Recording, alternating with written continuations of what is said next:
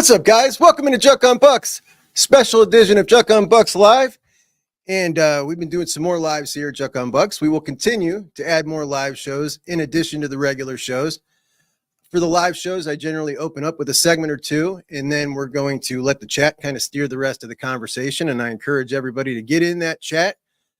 Fans of all fan bases are welcome, as long as you don't talk any nonsense about the Buckeyes. We enjoy interacting with you here. But today during the show, we're going to have Jarquez Carter's announcement. And we have done now 4 of these. We're 2 for 2. We hit on Trajen Odom. We hit on Riley Pettijohn. We missed on Justin Hill and Dalen McCutcheon. But we don't care as much about the misses as the hits around here. And we got us a crew in the class of 2025 as the Buckeyes class still number 1 in the 24/7 composite. And let's look at those top 6 classes here. Why 6? Because I think Notre Dame's class is important here. You got Ohio State and Alabama neck and neck. Alabama with the number 1 per player average on the board. They also have the number 1 overall class in the on-3 rankings, but we don't care about on-3 as much. Georgia coming in at number 3. They got a couple of really highly rated guys. They're almost assured to be Georgia guys by the end. LSU jumped Oregon last night, and we'll talk about that in a second. And Oregon rounding out the top 5. Notre Dame at 6. Kalen DeBoer and Alabama have really kind of stunned the college football world. Certainly shocked me. It's early on, it kind of felt to me like there were, and I said it a lot of times on the show, it seemed like the Southern recruits were kind of taking, and Alabama is going to have to show me, what they do this year on the field before they were going to start getting some serious commits. And Alabama had different plans. They clearly came in with the mindset that they were going to do anything it took to strike hard in year 1 and set the precedent. They got their NIL game up, which was kind of, I don't want to say lackluster, but they got a lot of discounts. The Saban discount. These dudes knew that if they went and played for Saban, if they were a highly rated guy, they were going to the NFL. And, there was a lot of appeal playing for the legend, playing for championships. They took less money. But DeBoer's come in there. They've upped the game, and they're getting some sweet recruits. It's a different environment there, a friendlier environment. And it kind of sounds similar to the change around the Woody when we transferred from Urban to Ryan Day. And we've seen at Ohio State, recruiting is actually elevated. Notre Dame is an interesting class here. It's a really strong unit that Marcus has put together there. They've added a whole lot of quality players. At first, it started to look like they were just kind of compiling numbers and jumping out in front. But there's some legit dudes. On3 just published an article ranking. It was kind of like Bruce Feldman's article that he does every year with the 50 freakiest athletes in college football. On3 did it for high school recruits. And Notre Dame had 3 of the top 10 in that article. Quarterback Deuce Knight is a dude out of Mississippi. He's number 1 on that entire list. He's going to be an absolute stud. He's right behind Bryce Underwood and Tavian St. Clair in kind of the can't miss prospects for quarterbacks. They got a 6'7.5" 5-star offensive lineman. They got a tight end who made that list, number 10 on the list. It's a really, really good looking class. And it kind of shows that Brian Kelly, and a lot of people thought his excuse for leaving Notre Dame was that he couldn't get the players there to win a national championship. Couldn't get this kind of player. And Marcus is doing it. So big props to Marcus and Notre Dame. Class is looking really good. That interview that he had with Tressel the other day is kind of, I don't know, it's got me feeling a little bit softer on Marcus than I was since he made those comments. But it was a really good interview. I'd encourage anybody to watch it. I really loved it. Brian Kelly with a huge win yesterday as LSU kind of beat down. Really, it was a stunner. It was DJ Pickett was down between Oregon and Miami. It was thought by everybody. And LSU was kind of a distant third. And he chose LSU. There's a lot of potential ramifications that would have happened, I think, if he had chose Oregon, but he didn't. And, big win for Brian Kelly. They definitely needed it, and they're going to pop right up over Oregon now for a little bit. I don't think it'll hold. Mike Elko in his first year at Texas A&M, if we look out to the rest of the top 10, doing a really good job. So is Brett Venables at Oklahoma. I'm not a Venables believer, but they sure are at Oklahoma, as their AD, Joe Castiglione, really locked him down for a very big deal recently. I am here for Oklahoma kicking Texas in the teeth on the recruiting trail. I really like that. Mario Cristobal and the Canes at number 9. I thought that yesterday was setting up for a really big showdown between Miami and Oregon, their former coach. And I just found out recently, a couple of streams ago, that they really don't like him too much, which I did not know. But they had a heck of a portal class. They had a very good recruiting class last year with some excellent defensive linemen and Marcus Lightfoot, Justin Scott, 2 guys that we really wanted. They also got another dude, Armando Blunt. Good portal class. He's quickly turned around that program. It's a playoff roster this year, and if he can get out of his own way, I think they'll do really well. They got some good discipline there. It's a totally different culture than we're used to at Miami. And rounding out the top 10, as we see there, is Michigan. I followed this class pretty close. They got 4 top 100 players now, which is good for them. 13 4-stars to just 3 3-stars. A couple of those guys, I think they got some real good value. They did some good evaluations. And it's really looking like a decent class. Better than we're accustomed to seeing them get up there, which has got a whole lot of them talking. What is Ohio State going to do now that we can recruit better to go with our expert development? And I think that development walked out the door with the rest of the staff, but whatever. They think it's just going to keep on rolling. We'll see. Now, on to the number 1 class in the country, the Ohio State Buckeye class. Let's pull that sucker up. Cornerstones of the class, 5-star quarterback and 5-star cornerback, Tavian St. Clair and Devin Sanchez. They really laid the foundation for peer recruiting in the class. And this is a topic that I discussed on the very first episode of Juck on Buck 6 months ago, that once in a while, we get really lucky and we get a couple of really highly rated, well-respected guys in a class early, and they set the tone for peer recruiting. And these 2 have done just that. Additionally, they both shut down their recruitment after they committed. And as this becomes more and more common for these committed dudes to continue the entire process of recruiting after they're committed, you look at guys like Sanchez and St. Clair and you appreciate it all the more. Also, 2 of the most important positions.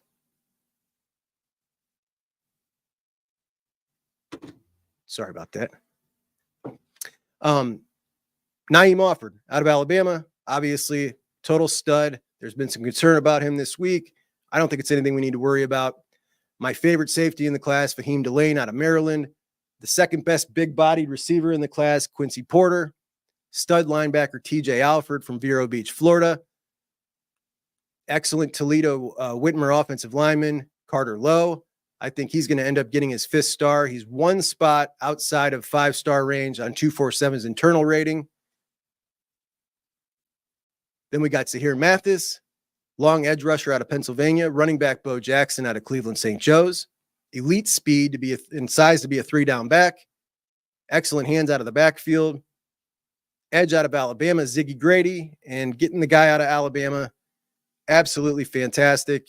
Kind of sets the precedent that we are planting the flag in Alabama if we can lock down those 2 in this class. All those guys, top 100 players, and that is 11. 11 top 100 players. Our record is 12 in 2021. London Merritt out of Georgia. London's a defensive lineman. I don't know exactly what we're going to use London for, but he's an excellent football player. He's a bit of a tweener, both in his build and his skill set. It's going to be really interesting. When he was on the show with us, he said that he and Larry had discussed the jack position a lot. So we'll see. It'll be fun to watch. Buckeyes top target at tight end, Nate Roberts out of Oklahoma. Defensive tackle, Maxwell Roy out of Philly St. Joe's. Slot receiver out of DePaul Catholic, New Jersey, Des Jones. One of the biggest sleeper wide receivers in this class. Great evaluation by Brian Hartline and his teammate, Deshaun Stewart. And those 2 are so tight that they were about to go to Penn State together and then decided to go to Ohio State together. And finally, Trajen Odom, defensive lineman out of North Carolina. Cleveland tight end, Brody Lennon. Cleveland St. Ignatius safety, Cody Haddad. Some St. Ignatius news this week that we might get to today. We'll see. Akron, Ohio linebacker, Eli Lee. Stud running back, Isaiah West out of Philly St. Joe's. And still, if you see there, still a 3-star and the 552nd ranked player in the country, which is just mind-blowing to me. I don't know if these guys have turned on the tape, but it's crazy. Bodpin Miller goes by BP, Mansfield quarterback. trained at wide receiver for 4 months before getting his offer from Brian Hartline to play wide receiver at Ohio State, which is insane. A long, fast athlete, really exciting prospect. And of course, the best story of the cycle, our guy, Jake Cook. Everybody loves Jake, man. Jake's story, the way he got his offer, the way he fought for his offer, being dejected after kind of feeling like he was getting turned down. Really awesome story. Love it. We love Jake here, and a real feel-good story. I think he's going to be a really good lineman too. Now, the defensive line, what we're here for today. London Merritt, Zahir Mathis, and Ziggy Grady. We got those dudes, we'll assume, at the edge or jack, if London does indeed ever play jack.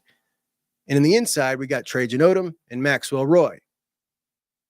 We originally anticipated about 5 to 6 defensive linemen, so we're right on pace here.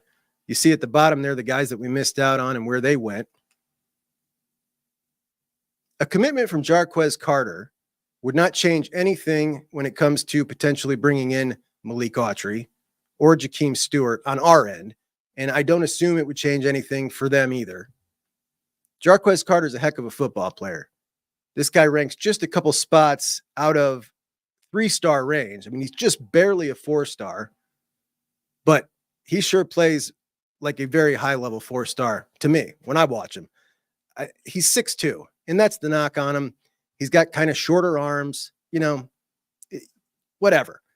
He's aggressive. He's athletic. The way he moves for his size is pretty rare. I think he, obviously we love the super highly rated guys, but this dude's just missing those inches. I mean, other than that, he's a ball player, nasty ball player. Let's pull up a little bit of him. And the first thing that'll pop out is the speed. You can see how fast he gets in the backfield. A lot of times he's running by the back or the quarterback because he's through there so fast. He shoots gaps incredibly quick, a pretty elite first step. But when he takes on blocks, it's just brute strength. I think he'll be a great addition. Look at that. Did you see that right there? The way he came out, man, that dude is elite quick. When you look at a guy like this and you compare that first step to a guy like Maxwell Roy, totally different. Maxwell Roy brings a lot to the table, but not like that.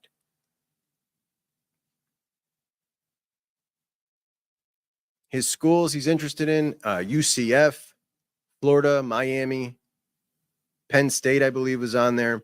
We don't really have a top 2. But most people think that it's Miami and Ohio State here.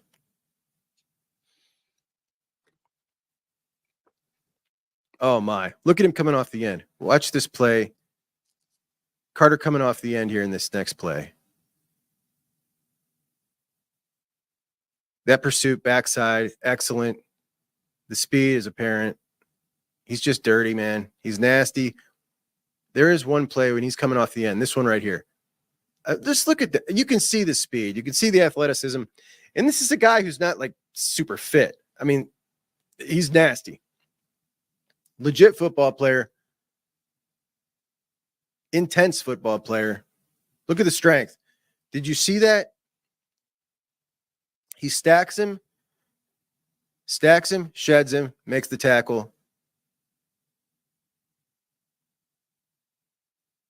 Throws dudes out of his way. That was some good handwork right there. Always in pursuit. Now I want to show you this. So the other day I pulled up the boards of the pictures that I took when I was at the Woody last week. And this is the 225-pound bench press rep board. So you see at the top, you got Donovan Jackson with 30 reps, and on we go. Our guy here, Jarquez Carter, does 27 reps. So he would currently be in the top 3 on the team. And that squares with what you're seeing in that film. This is a strong dude. He relies a lot on his strength. And when he learns some more technique, you're not going to be able to get away with just throwing dudes out of the way as easy as he does in high school when he moves up. But when he gets Larry, teaching him how to do proper hand fighting techniques and such, this dude's going to be a ball player. Here's a look at him up close. Just a big, nasty, thick, strong-looking dude, man. I love the way he plays. I really like him, and we are 15 minutes out from his decision. And I'm going to hop in the comments here and say hi to you guys. 115 people in. What's up, everybody? What's up, Matt? Hey, Tony. Terry's in the house. Chris, what's up, Luke? IO. What's up, Chris? Doing great, Tyler. All right. JR's got some news for it. Looks like LSU is going to get Meadows over Michigan and Notre Dame. So he's talking about Derek Meadows. He is a excellent wide receiver. When I said that Quincy Porter was the second best big-bodied wide receiver in this class, he's talking about the guy that I think is the first-rated big-bodied wide receiver in the class. And LSU is going to get another stud, man, an absolute stud wide receiver to go along with a stud cornerback. And LSU, Ohio State, the two teams that are constantly fighting for DBU and wide receiver U in public opinion. So it's pretty fitting. Pretty fitting. Good afternoon, Juck. Every day is a great day to be a Buckeye. Absolutely, David. Thanks, buddy. Good afternoon to you. What's up, Daryl? Doreen, thanks, Chuck. I need a boost today. You can see that wrench next to her name. I figured out how to do that, guys, so there won't be any tomfoolery in here today. Don't come bring your nonsense. Luke from the tailgate, my man, says Marcus is doing a great job. If he can keep 11 on the field, he's going to do well. Poor Marcus. Now, Luke, guys, Luke has a podcast called the Tailgate Podcast, and Luke is generally joined by his two buddies, one a Tennessee fan, one, I don't know if he's a Michigan fan or not, but when I was on the show, he sounded like it. Maybe Luke can confirm that or not. But last night I was watching Luke, and Luke did a solo podcast. And in that solo podcast, he talked about Nick Saban being denied access. You guys might have heard this story. So SEC Media Days is going on this week. And Saban, now working for ESPN, went to SEC Media Days to cover this for ESPN. And when he got there, they denied him access and told him that he needed his press credential. He had left that press credential in his hotel room, and they made Nick Saban walk back to his hotel room and get his press credential. Now, my wife said that sounds like denying the president access to the White House, which I thought was perfect and really sharp by my old lady. Luke stuck up for the security guard in this instance. I want to know what you guys think. I think Luke's from Tennessee now, right? So Tennessee, Alabama. I don't know if maybe that was influencing Luke's decision there to side with the security guard. Luke also says that it was a huge surprise for LSU.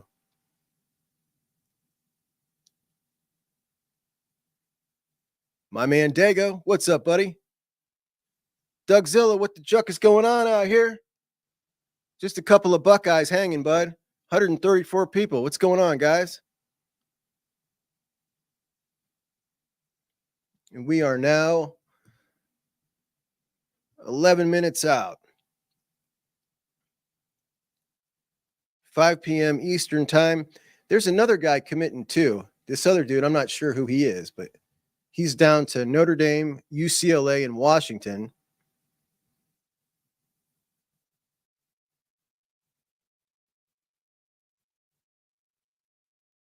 B Devil says, did Mike Hart cooperate with the NCAA? Where is he? I think he's still unemployed. Is he working for anybody? Anybody know if Mike Hart got a job?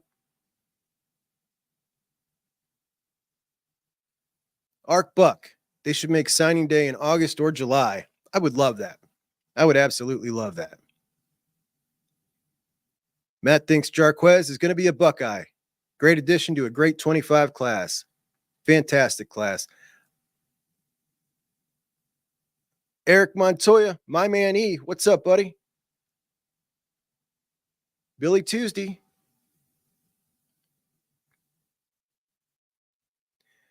Dago thinks Malik is looking right for a flip.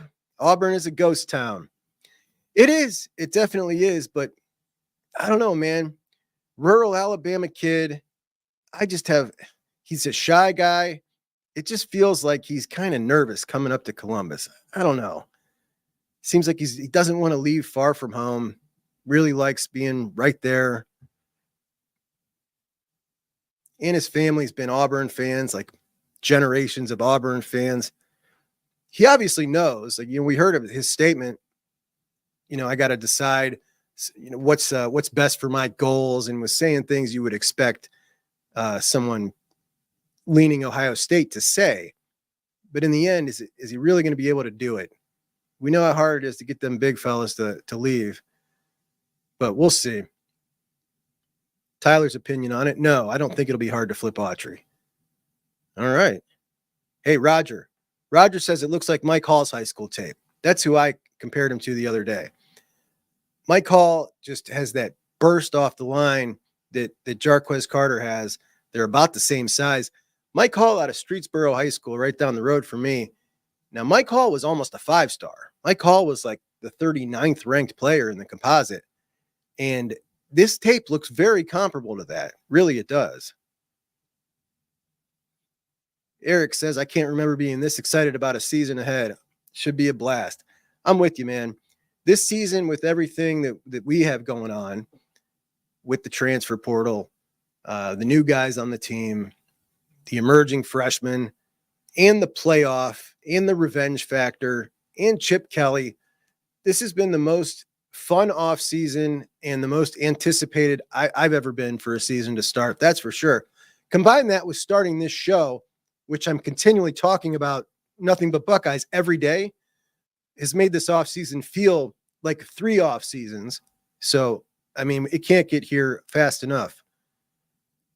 Sue says hi to all the Juck guys. Hello, Sue. Good to see you in here today.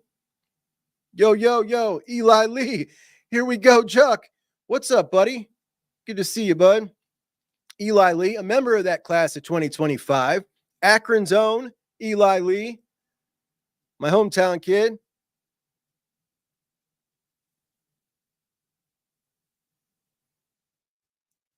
Luke says, I hear what you're saying, D-Money, but there's more to it than height. We talking about Jarquez here? Probably. A little short. Got a little bit shorter arms, everything that comes with being a little shorter. But, if you can play, you can play. Chris says, Autry lives 20 minutes from Auburn and that's where he ends. And he does. He's close. So he lives in Opelika, which I was just corrected on Twitter by a buddy of ours, a Georgia fan, who corrected me on the pronunciation I was using the other day. It is Opelika, not Opelika. Opelika, Alabama. And their logo is a block O, a scarlet block O, right in the middle of their football field. I think it was meant to be. But I thought the same thing about Dalen McCutcheon.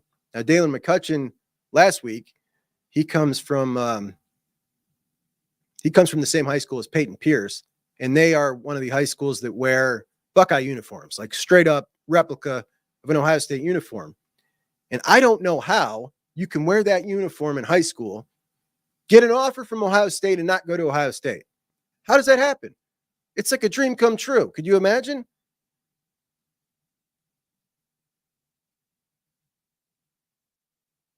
Cash Kite 34. Let's Juck and go. What's up, buddy? Yo, Demetrius. What's up, bro?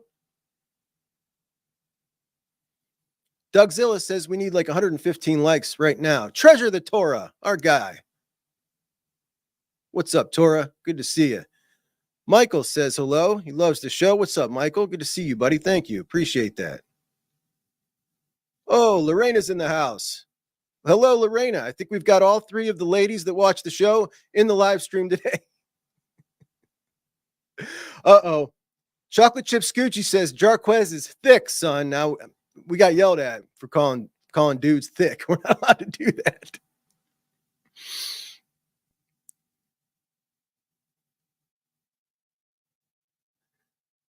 Luke must be talking about that third co-host. So he says he's not a Michigan fan. He's a Pac-12 guy that likes to troll. Now, I mean, I guess he does, because I thought he was a Michigan fan from the show. But I want to say, Luke, your show solo, I thought was fantastic. I think you did a great job. It's not easy to do a show solo, and you did awesome. I really liked it. I watched it yesterday, and I'd encourage anybody to watch that. Also, guys, tomorrow I'm going to be live tomorrow on the best damn podcast in the land. with my buddies Chad and Dan, and we're going to do a live stream tomorrow.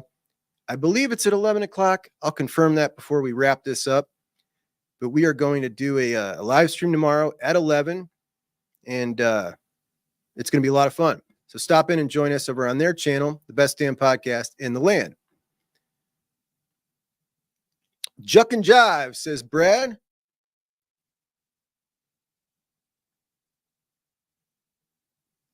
Okay, Jeff's got an opinion here. Good morning, Jeff. Jeff says, sorry, Saban needs the credentials, but he's siding with security on this. He wants Saban to have the credentials. I think a lot of this is everybody likes to see someone who is famous and successful kind of get their comeuppance like a commoner.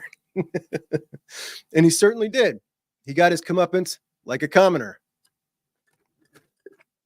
They made him walk all the way back and get his credential. Oh, okay, Matt, I'll talk you off the ledge. Matt says, talk me off the ledge. Why does it seem like we were scrapping the barrel for 3 stars now? It's just a different environment with the NIL now. You can't go. So this is why a lot of people think Ohio State's been great, or NIL's been great for Ohio State. I don't necessarily think so myself. Yes, we are in a great position still, and we will continue to be in a great position. But what NIL has done, like our position in the college football world of recruiting hasn't changed, right? We were top 3 before NIL. We are top 3 now. That's the same. What it's done is taken teams like Miami and Oregon and raised them up into the same category that now they can compete with Alabama, Georgia, and Ohio State. They can compete for recruits. Like, that's crazy. Oregon being in on number 1s at every position is something that they could never do in their history. And now they can. So I really don't think NIL has helped Ohio State. I think we're exactly positioned in the college football landscape right where we were. And now we got to deal with things like working a budget. Getting guys like Jarquez Carter or Maxwell Royce, guys that aren't super highly rated, is directly related to the budget that we have to work. In addition, we got the rate for these guys coming in, these highly rated players, is raising more and more, right? So now we've got dudes on the team. What are they making? Maybe they're making, let's just throw out a number and say $50,000. Well, now the rate for the 5-star defensive lineman is $100,000. So we're talking about paying this guy $50,000 more than the guy on the team. Well, you can't do that. That doesn't work. It's actually why a lot of businesses went under after COVID. You had a labor market where you needed to raise the money to get these guys in off the street. And that meant you had to raise everybody else in the house. And if you didn't do that, you would lose those people. And some businesses could not afford to do both, or some were cheap and didn't raise the guys they had already. And they couldn't get help. So it's a similar situation. It's got a whole lot to do with the money, with the budget, and it's the new world. You just can't continually pile on 5-star after 5-star. Not that we could have gone and won 5-star after 5-star on the defensive line, but when we look at our recruiting class and the 247 composite, we only have, out of the 24 guys, we're at 24. If we win today, we're at 24. There's only 3 stars. And one of them is Isaiah West, who's in no way a 3-star. So while Jarquez Carter is a top 400 player, he's still a 4-star. And if we look at, his tape, which we did, we can see one heck of a ball player. Terry, thank you so much, buddy. Terry with the $5. Appreciate you so much, bro. Over 134 people in here. Please, everyone, give a like and follow. That would be awesome, guys. If you're not following, if you like the show, I don't ever spam with, I don't take my episodes and break them down into 5-minute clips and release them so they blow up your feed. I'm very conscientious of that. So if you'd follow, would really appreciate that. And we now have, how much longer here, guys? What's going on? This should be popping on any minute now.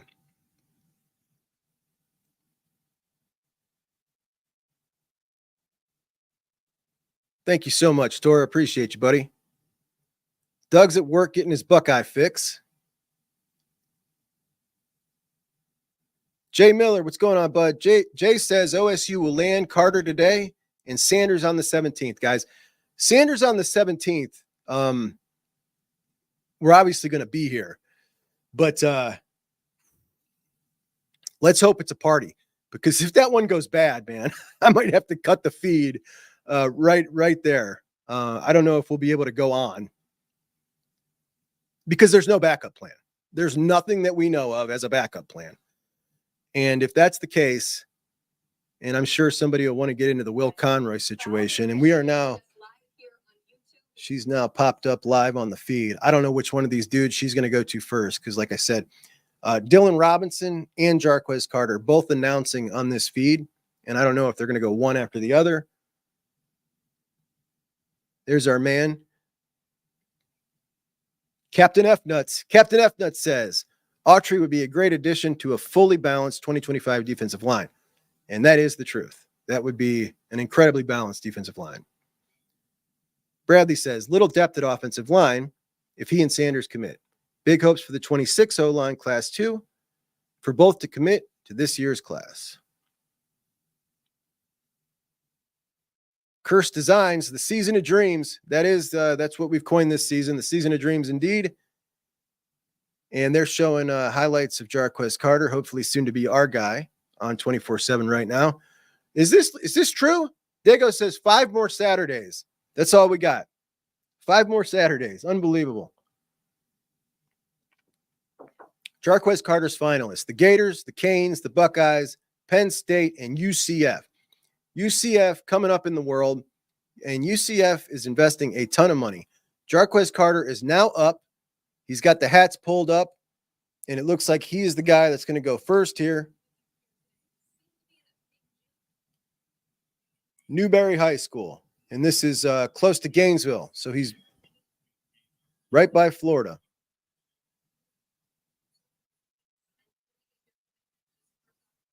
Those hands are really big, man. This is a big dude.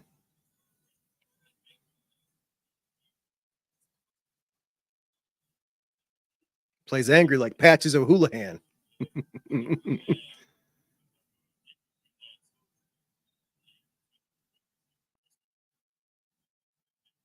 Eli, you should be a 4-star. Keep working hard. Eli is a 4-star now in the 24/7 composite. Our guy. All right, the floor is Jarquez. We're going to pump it up.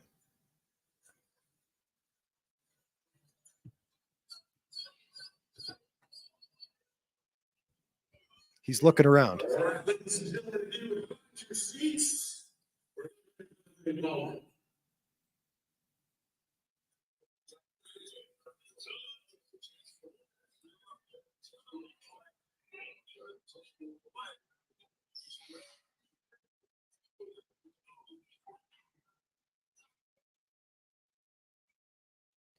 This is kind of awkward. He's kind of looking around, I think, for his mom. Somebody's supposed to be there with him, and they're not there, and everybody's watching him.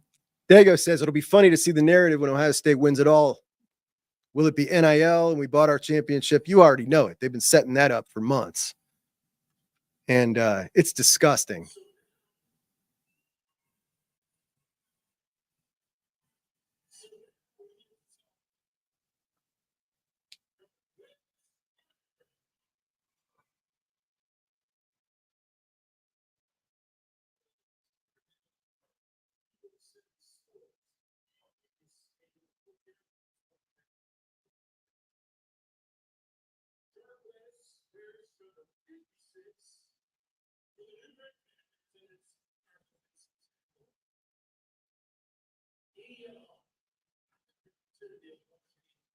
All right. Sounds like the coach is going to babble on for a little bit here. We'll keep it rolling here.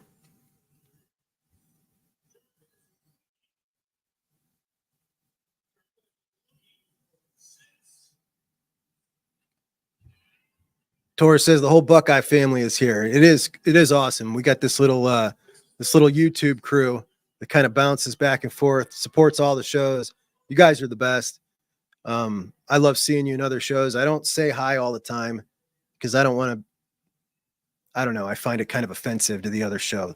Like I said hi today in the Bucknuts, and somebody asked me a question about the stream today, and it's like I don't want to promote my stream in somebody else's chat. You know what I mean? It just seems kind of rude. Oh, Shepherd Ducks. LSU shoved us in a locker yesterday, Chuck. You hate to see it. You know, I got to be honest. If Pickett would have chose Oregon, I think a lot of Buckeye fans would have felt a little better about Naeem Offord, to be honest. There's a lot of Buckeye fans nervous about Naeem Offord. And if you had Pickett in that class to go along with Dorian Brew, all right, Jarquez on the mic now.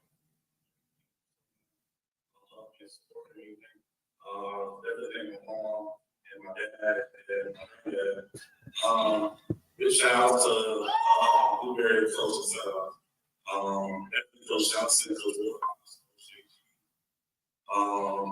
I won't get back I think everything he's doing. My mom came to see the first person we called, first person that said we need him. And my mom called, I'm not going to go back and forth things, but it's all good at the end of the day. We had just like song, probably on some. Big shots to Trajen too. Trajen, Initial,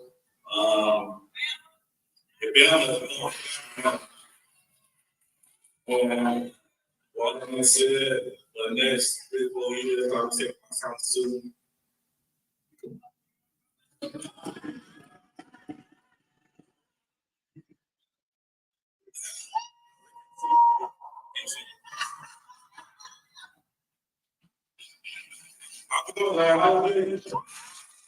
Buckeyes.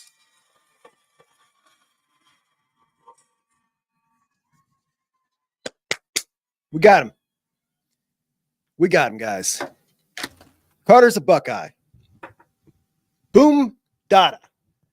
And that is number 5 on the defensive line. That is a crew of dudes. And here's how our class looks. Let me get this out of here. Uh-oh. All right, if I get this up and then take it down. There we go. All right. So there is the class now. You look on the right-hand side. Trajen Odom, Maxwell Roy, Jarquez Carter,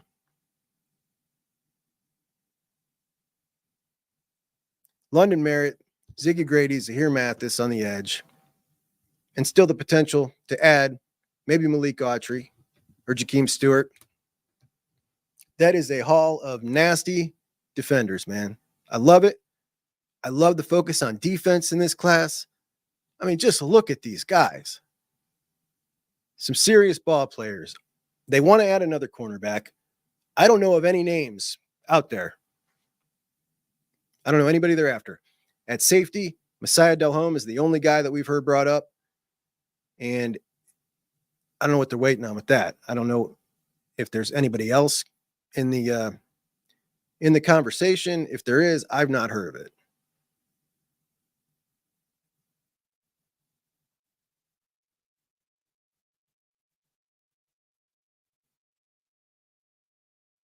BC, thank you so much, man. I really appreciate that. Let's get it. My guy. It's very nice of you, man. Thank you.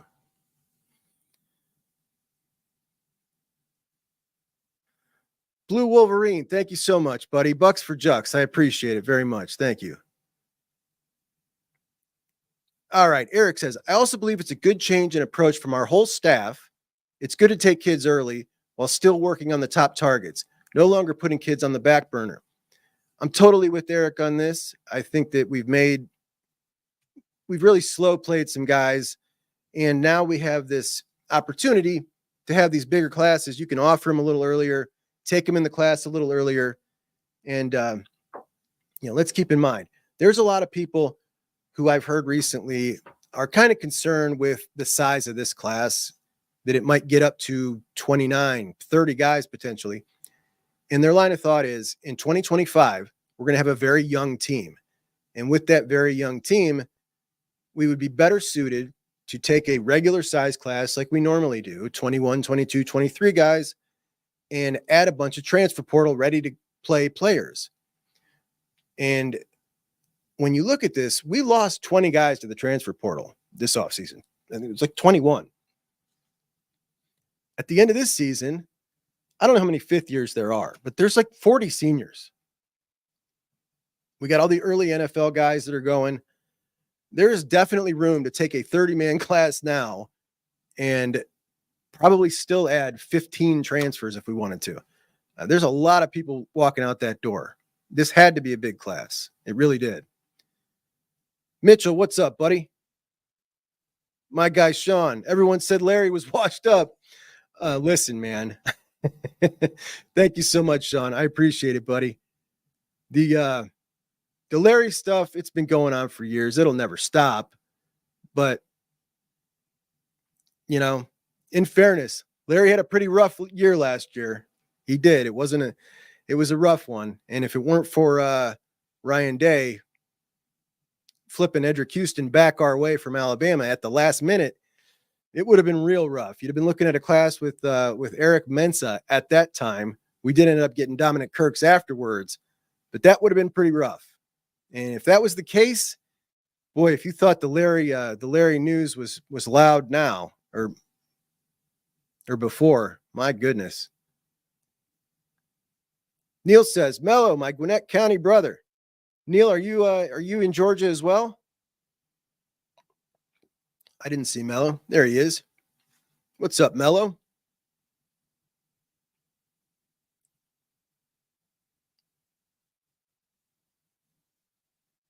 Scoochie says, Eli Lee ain't a 3-star either. No, he's not. And he's actually not. He's not a 3-star in the 24/7 composite, which is what we go by. Have a look there. One Mr. Eli Lee, our dude. Eli Lee, nationally rated, number 386, a 4-star. Now, they got him just about 15 spots above a 3-star range. I mean, listen, I've seen this dude play a lot of football, and he is definitely he's definitely up there. The other thing is with Eli Lee, he's a traditional middle linebacker, and they just don't rank them high as they used to because they're ranking these guys based off of the NFL draft. And those guys just aren't valuable to the NFL as much as they used to be at one time. So a whole lot of that is his position and doesn't have much to do with him at all. But Eli is a fantastic football player. I can't wait to see him play this season. I will be watching Hoban a lot. Eli Lee and that team at Archbishop Hoban High School here in Akron, we are talking about last season, they sent 13 guys to play Division I football. I've never heard of anything like that around here. That's just insane. 13 guys. Class of 2026 at Archbishop Hoban. Best cornerback in the country in Rock Hill. Sam Greer, 6 foot 8 inch, 300-pound left tackle. He's a top 100 overall. We're hoping he sticks home with the Buckeyes. They've also got Peyton Cook, top 200 overall player, a wide receiver and a corner. Tim Walton is recruiting him as a corner at Ohio State. They haven't offered him yet, but we're hoping he gets that offer. He's another over 6 foot cornerback. Think about that. They got 2 cornerbacks on that team, one of them the best in the country, and one of them a potential Ohio State corner on a high school football team with an Ohio State linebacker playing middle linebacker. That is what they're rolling out there at Hoban this year on defense. That's nuts. Absolute bananas. By the way, Hoban, my high school's rival, so I get no huge delight in the fact that it's them and not us. I am a St. Vincent St. Mary guy. Curse Design says, we need Autry. It sure would be the icing on the cake. But, you know, we have we never seem to get that body type. And we had this conversation in the show yesterday. The whole our 5 stars don't look like their 5 stars. And I think that line of thinking and that phrase, if you never heard it, people say that about 5 stars at Georgia and Alabama. Our 5 stars don't look like their 5 stars. And I think what they're really talking about is that one single position, the Malik Autry guy, the 6'5", 330-pound dude in the middle. We just never seem to get him. And hopefully we can get this one. Jay says, great job, Juck. Thank you so much, buddy. Arcbuck says, if your name is Turbo, I want him. And he's talking about Turbo Rogers, running back committed to Alabama, very highly rated running back. He is absolutely electric to watch. And he's kind of being pigeonholed into the scat back kind of thing. This kid he's 190 pounds now. He can take some abuse. I think he is not quite that gimmicky. You know what I mean? This dude can play a lot of roles. And I think he's fantastic. Coach Locke offered this dude when he was in like 8th grade. And he's had a relationship with him for a long time. They're from the same hometown. There's some potential there. But he's in a fantastic situation at Alabama. As of right now, I believe he's still the only running back. Akeelan Deer is still not committed. And even if Akeelan Deer, the number 1 running back in the country, does commit, that's 2 running backs. He'd be coming up to Ohio State to be the 3rd guy in the class, not the number 3 guy, but the 3rd guy in the class. Important distinction there. So going to be interesting to see what happens in that 3rd running back position. Wesley Holbert, thank you so much, buddy. Appreciate you.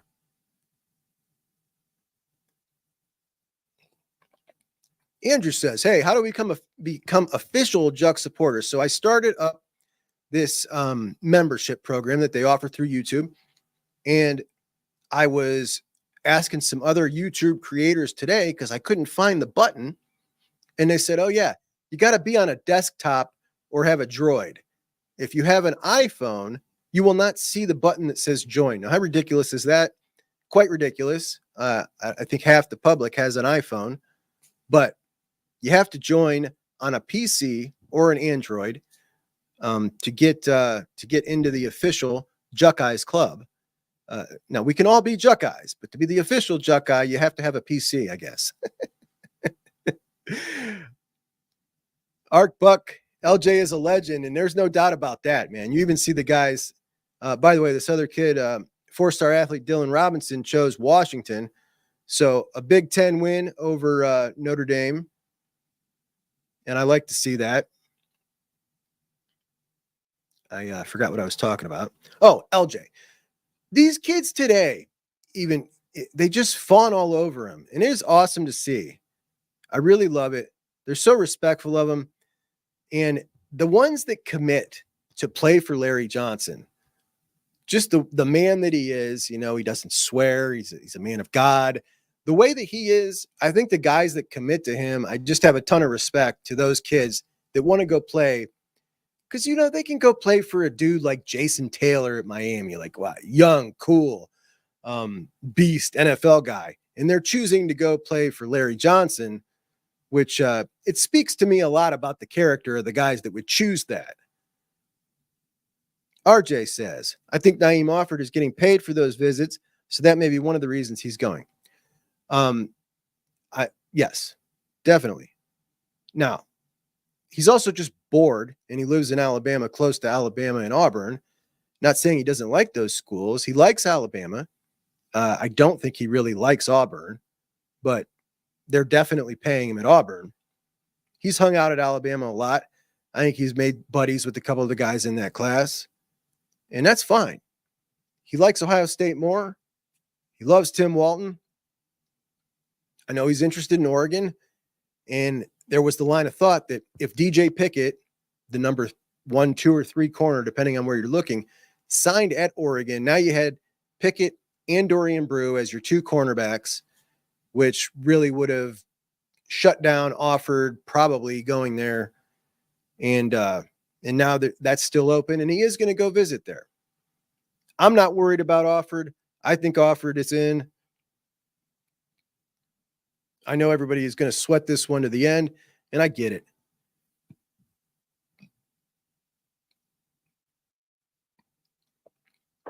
Sue says, you guys think we will get Josh Petty? Josh Petty, 5-star lineman from Georgia. He is down to Ohio State, Florida State, Georgia Tech, Stanford, and Tennessee.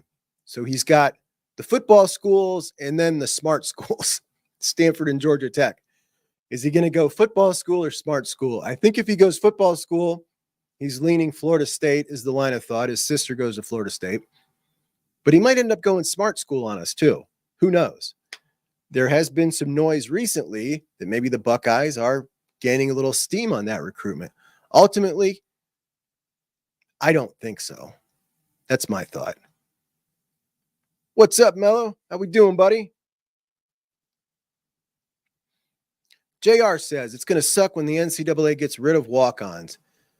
It is just atrocious. It is absolutely atrocious, but at the same time, unless Congress acts, they're kind of between a rock and a hard place. And if you haven't heard, the walk-ons are going to be gone. They're going to probably move the roster from 85 up to 90 guys. Walk-ons are no longer going to be a part of programs. And the reason they're not going to be a part of programs is because now that the institutions are paying money directly to the students, to the football team, to those 90 guys, they're not going to be paying the walk-ons. And if they're not paying the walk-ons, then the walk-ons can go and sue them and say, we are doing the same amount of work as everybody else on the team, and they're getting paid and we're not. And legal experts say they will win that lawsuit. So to avoid this potential future litigation, they're just going to eliminate walk-ons. There we go, no problem. And that's just atrocious. That's horrible. There has to be another solution, but I've not seen one. And coaches are obviously freaking out about this. You need walk-ons. You need them for practice. You need them for a lot of things. And also, you just remember the stories. And you look at guys who become dudes, man, that are walk-ons. It's my favorite stories. And T.C. Caffey, absolutely one of my favorite Buckeyes. T.C. Caffey, a guy who should not have been a walk-on, in my opinion. And he comes in, grinds, gets injured, comes back this spring. He's got Chip Kelly, Ryan Day, and Quinshon Judkins. I listened to each one of them bring T.C. Caffey up separately, unprompted, in an interview over this summer. Each one of those guys. And to bring up a walk-on running back, unprompted, just because he's standing out to you for his work ethic, I was so looking forward to TC this year. Absolutely horrible that, again, he's going to miss an entire season. But can you imagine the story if he comes back again and ends up doing something for the Buckeyes?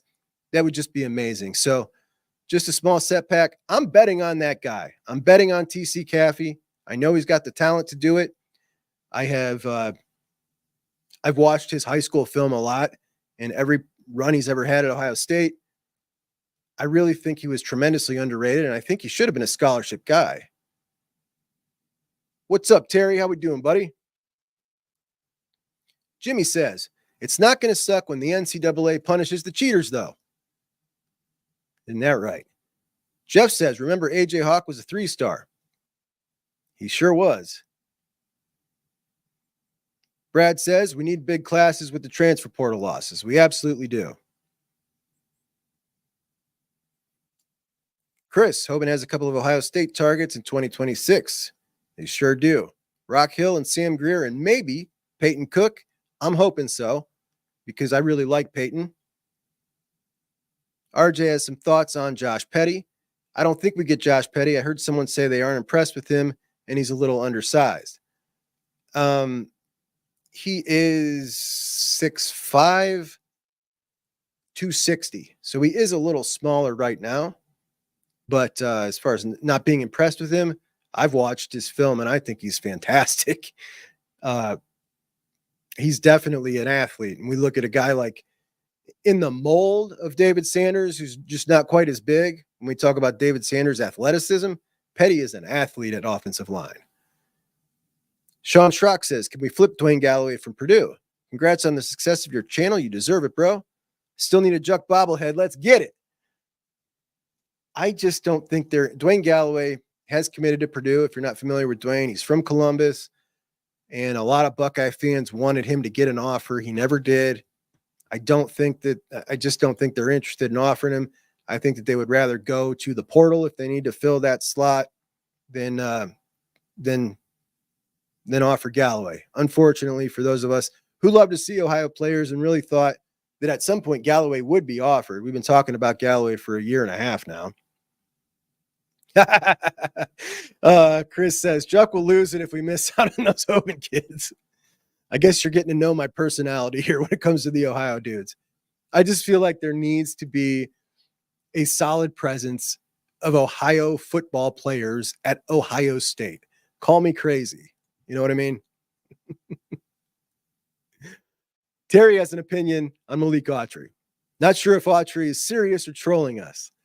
You know, he did put out that picture I put up here yesterday of he was playing the new football game as Ohio State, and he released that on his social media. I'm telling you, like, if I was 18, I would be the biggest troll. I would be like Jordan Seaton level troll. And Jordan Seaton was a tremendous troll to every fan base who was in on his recruitment consistently. And I would definitely have been like that. For some reason, I don't think Malik Autry has that type of personality, but I definitely did.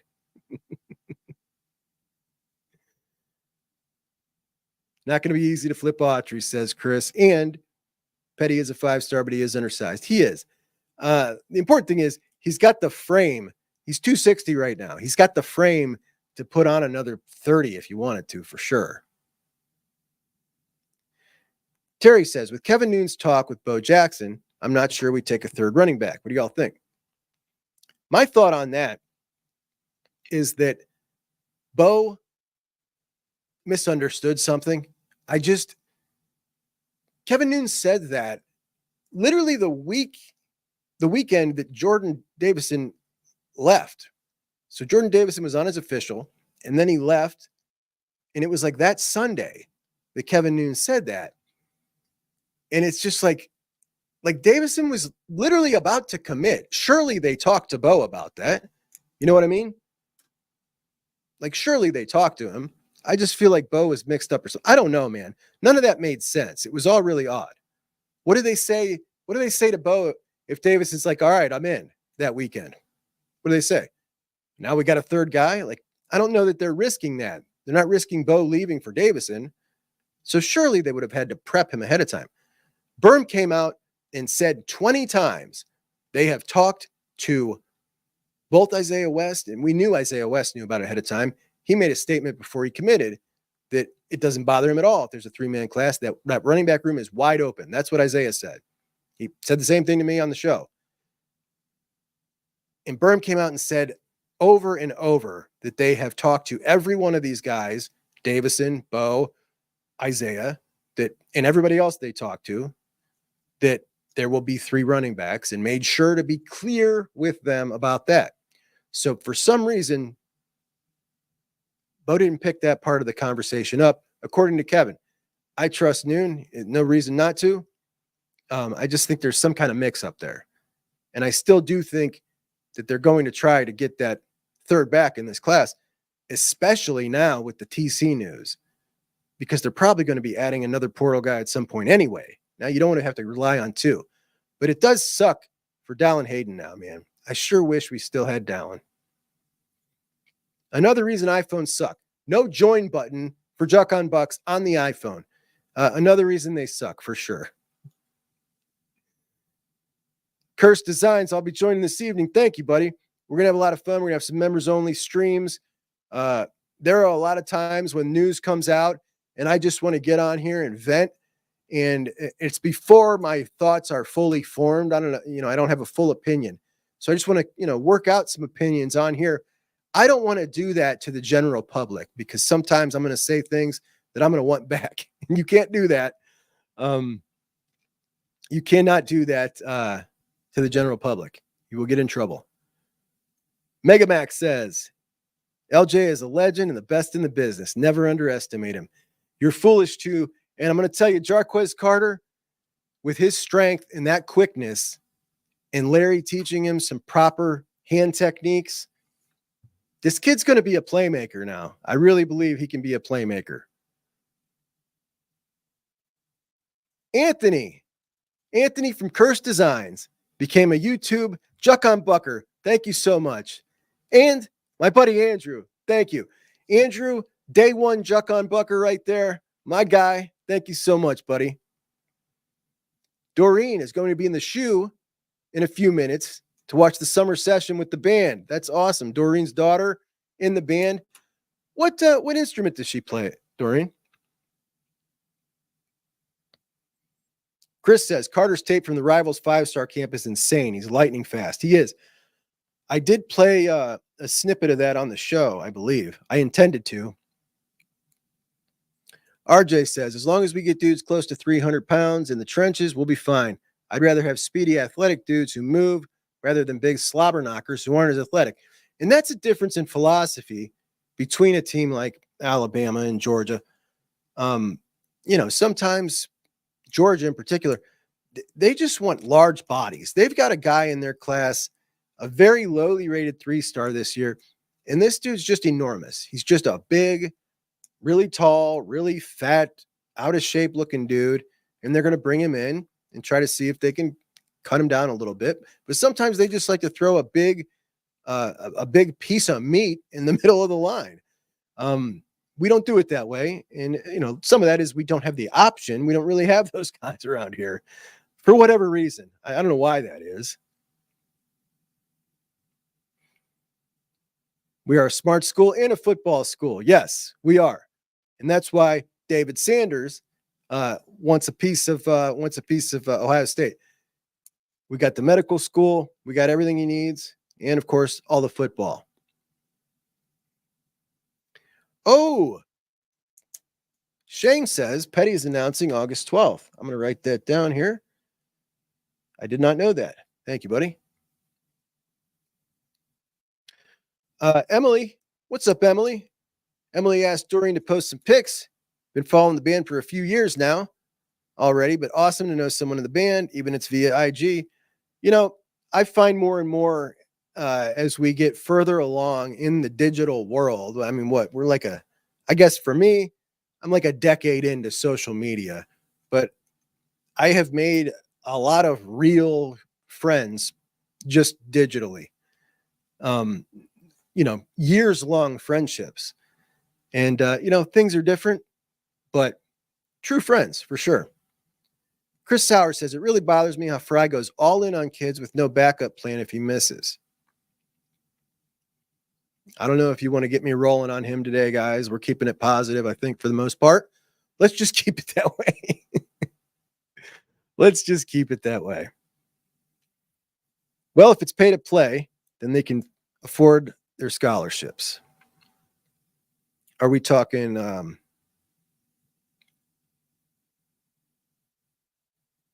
RJ says, I think Aaron Donald only weighs about 280 or 290, and he dominated the D-line. Absolutely. And he's shorter as well.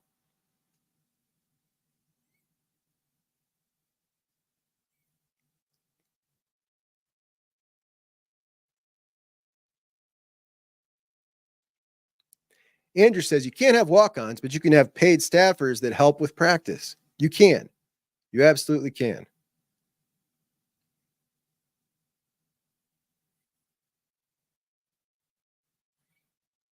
Scooch says, see, that's the best thing. Walk-ons like TC, because he could have went to a big school, but he wanted to go to Ohio State. And that's why I absolutely love guys like that. Because TC could have gone somewhere. Like TC could have gone to a place like Louisville. You know what I mean? And played at Louisville. But he said, no, I want to go to Ohio State, and I'm going to go and I'm going to get it. And when we see a story like that, when we see a guy like Mitch Rossi playing in a big moment, that's like, oh my gosh, dude, that's awesome. My favorite stories. What's going on, Lee? Lee says, what's up, Buckeye gang?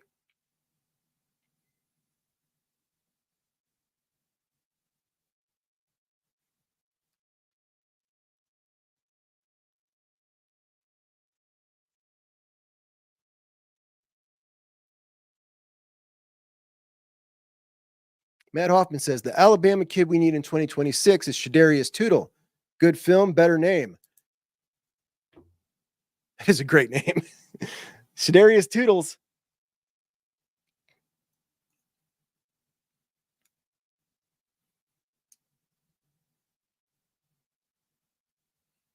It'll be funny when T-Ton gets punished for those cheeseburgers and then that Fisher-Price hammer that they think is funny. I mean, the arrogance that they have about this whole thing, when really none of us have any idea what's coming down. We can assume based on prior things and speculate, but they're so confident that nothing's going to happen. If I was them, I would not be so confident. I'd be a little stressed about it. And if, in fact, it is a very large punishment, it is going to be hilarious over here on this side of it. JR says Ohio State will not offer Galloway, unfortunately. I'm with Mello here. Whoever said Petty isn't impressive doesn't know the offensive line. Yeah, every time I have ever watched film of Petty, I've come away quite impressive. Lee says, what's up, Chuck, from your favorite place, Canfield, Ohio? I told Lee once in the comments, I had a very poor meeting in Canfield, the only time I've ever been. It was not a good meeting.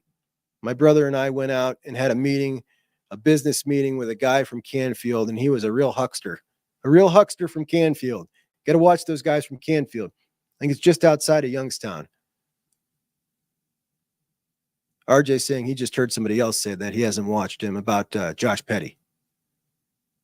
HC4 Buckeye says, screw stars, give me heart. You know, I generally use stars to guide me in a direction, and then I watch tape on my own. And sometimes I disappoint myself, because when Jarquez Carter, who we just, got the commit from today, when he was first mentioned, I didn't even bother to watch him. At the time, he was a 3-star. I looked at his size and I was like, not someone very exciting. And then when I finally watched him, wow, that's an exciting dude. He's an exciting football player. He really is. HC also says, don't get me started on the Dallin loss. Still painful. Things would be looking really good for Dallin right now. They really would be. Chris says, what does everyone think of Juck's man cave? I love it down here, man. It's the best, except it's too cold. My kids jack up the air and it's freezing down here. I've got a space heater right next to me because it's so cold down here. I've closed all the vents. I don't know what else I can do. Fisherman, what's up, buddy? Fisherman says Coach Lyle Clark has been a huge get for this defensive line class. He absolutely has. He's been awesome. And Blue Wolverine says the Ohio State marching band is very good. In fact, it is the best damn band in the land. JR says Lyle Clark has Southern connections and you need him. Love his partnership with LJ. Absolutely. I thought this said Malik Autry. Miguel Autry, thank you so much, buddy. Appreciate it. Miguel Autry, no relation to Malik, but I hope we get him. Got to cop that jersey if we do. Go Bucks. Absolutely you do, buddy. And thank you so much. I appreciate you, bud. HC4 Buckeye says, Juck, it's the cornbread in the South. That's why they won't leave.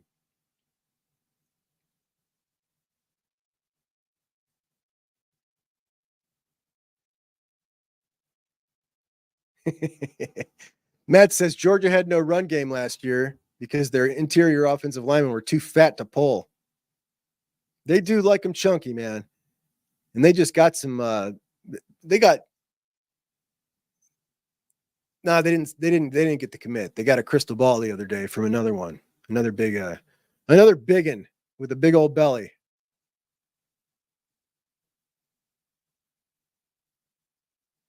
Chris says, I really think Lyle Clark needs more credit with these kids.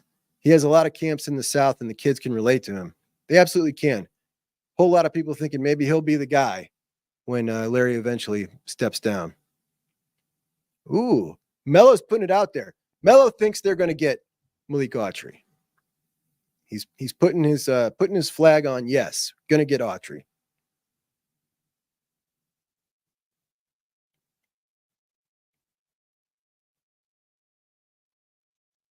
Robert says, thank you once again for the great information and for the show. Thank you, buddy. I appreciate that so much. Doreen heading out. She's going to post pictures on X. Asian Posh 2022. If you want to follow Doreen, get a look at those firsthand pics of the band tonight.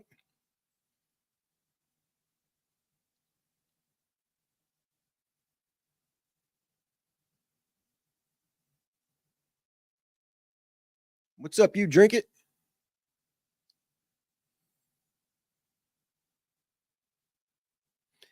Curse Design says, anyone heard about the Stallions Netflix documentary? Is that real or are we trolling? I've not heard about it. Chris says, Mello, I'm more confident we get Tyler Atkinson, but I feel like if we got Stewart and Atkinson, we can see how close they are with Henry in the Instagram video.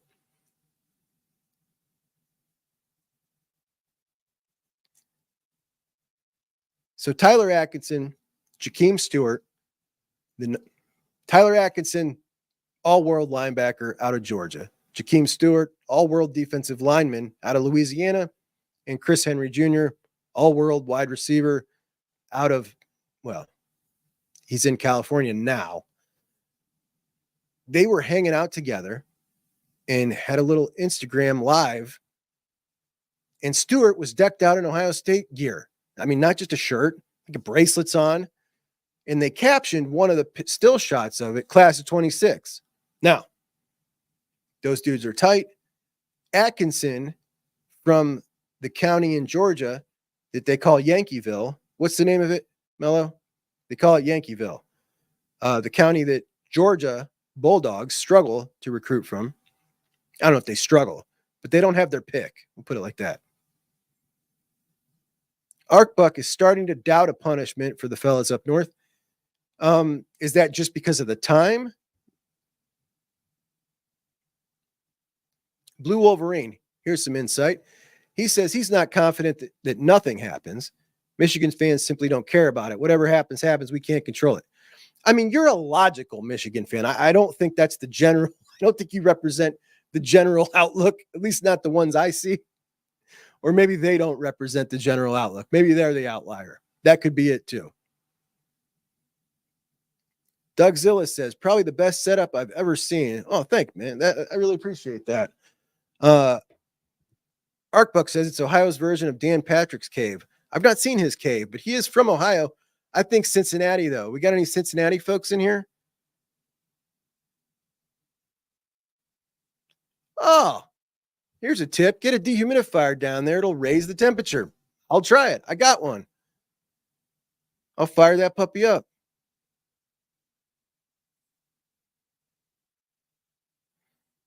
Mello says, Christopher, we're getting Stewart, Jakeem Stewart, he's talking, when he reclassifies in November, more than likely, and Atkinson is in the 2026 class.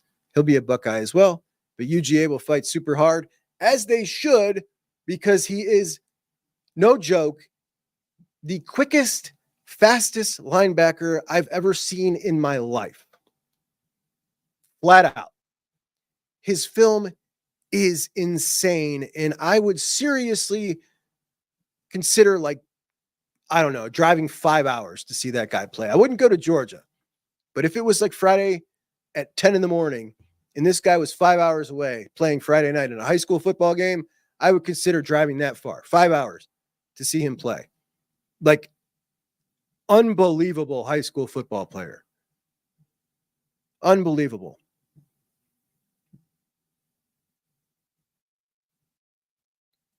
Terry has become an official Juck on Bucks member. Terry, thank you so much, buddy. Appreciate that. Terry, been a big supporter for a while, man. Terry, looking swole in that picture, buddy. Devin thinks we still get another big-time receiver. Who you thinking, bud?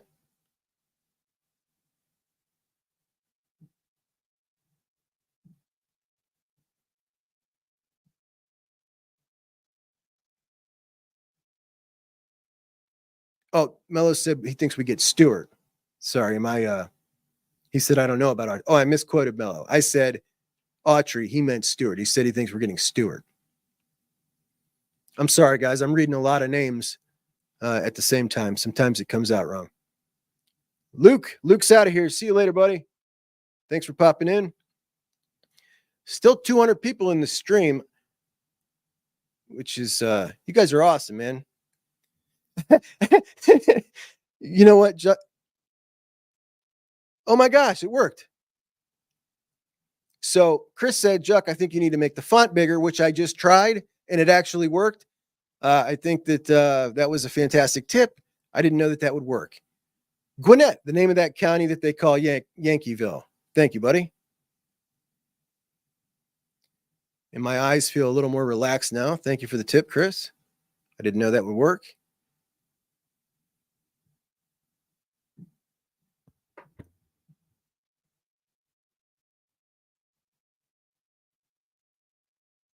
And Chris is talking about that Q&A that Atkinson, Chris Henry, and Jakeem Stewart had on Instagram. Said about 4 times they want to play together. Chris asked some interesting questions himself on that. James Laurinaitis is Atkinson's favorite coach, and Lyle Clark is Stewart's favorite. So he talked about Lyle Clark and not LJ? Scooch says, I might be an outlier here, but I don't think Dallin Hayden is a starting running back at OSU material. I'm not going to say I'm happy he transferred, but I'm not upset either. I don't know that you're an outlier here. My opinion on Dallin Hayden was he was not exceptional at anything, but every time he ever got an opportunity, he was effective. And there were times last year when we just needed effective. That's all we needed. And, you know, I think he should have played quite a bit more last year. And if we had him going into this season, I would feel a whole lot more confident with a 5th guy. I mean, I heard a lot of people say, 4 guys were fine. Well, 2 of those guys are freshmen. And yes, we have seen some freshmen absolutely handle carrying the load at Ohio State at times. And I think James Peoples can do that. I don't have that same confidence in Sam Williams-Dixon. So if now we're talking 3 guys, if I'm right, I think Sam Williams-Dixon can handle some spot duty, but there's a chance this could get sticky.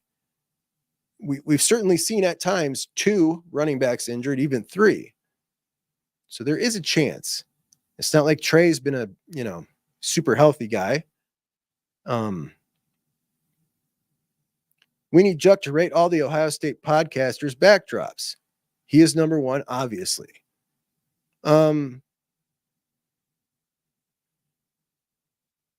So I actually think Eric Boggs, the OHIO podcast, he has a really nice looking backdrop. I like Berm's home backdrop with the black, and he's just got the red block O. It's simple, clean. I like that one. I actually kind of like Dave Biddle has just the 247 backdrop. And it looks like the press conference kind of backdrop. I think those look kind of cool. That's what I was going for when I got this banner printed up right here for when I travel, to kind of put that in the back. When I travel, I take the show on the road with me. Except I didn't realize I took that with me to Arizona to put behind me, and I forgot anything to hang it with. So I didn't end up using it. But it's not a bad topic. I'm going to log it. And, then you got some that are just lazy, right? You got some that are absolutely could care less. They sit at their dining room table and put no effort into it. And I got to tell you, it's a huge mistake from a business point of view. When I started this show, the first thing I did was, all right, I got to make sure this wall looks sweet behind me. And I moved a bunch of stuff around. I put a lot of effort into it. Wouldn't you know, the first 3 weeks, they were like, you suck, but that wall looks sweet. I'm like, thank you. I'll get better. Keep coming for the wall. You know what I mean? You guys know what I mean. Mello says, I live 2 miles from Grayson High School where Tyler Atkinson plays. Have you been there Sunday night or Friday night to watch him play, Mello? Scooch says, wish Jamie French would chill. What's he doing? Mello says Atkinson is better than Brian Cushing at the same age. Cush. Man, Cush was fun. Cush was a juiced up, fun player, man. Devin says, I could see another top 10 receiver flipping on signing day to play for Heartline. Just a feeling. Hey, you can't rule it out. That's for sure. Curse Design says, we need 107 only 107 likes. We need some more. We could definitely use that. I could definitely use a few more subscriptions. That would be awesome too.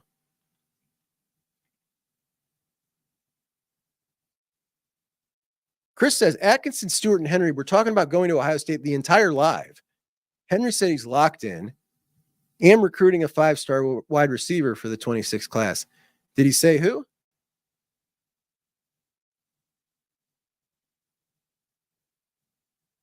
Megamax says, never underestimate Heartline. I'm certainly not. I think a lot of this, guys, is a money issue. I think they've just they've decided they're not going to invest in this wide receiver class because they put out a ton of money at that position last year and this year, and they're going to again next year. Underscore Juck CFB. What's that?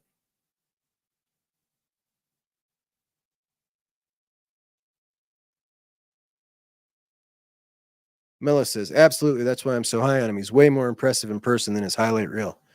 So Mello has seen Atkinson play in person and absolutely thinks it's insane watching him on his highlight reel.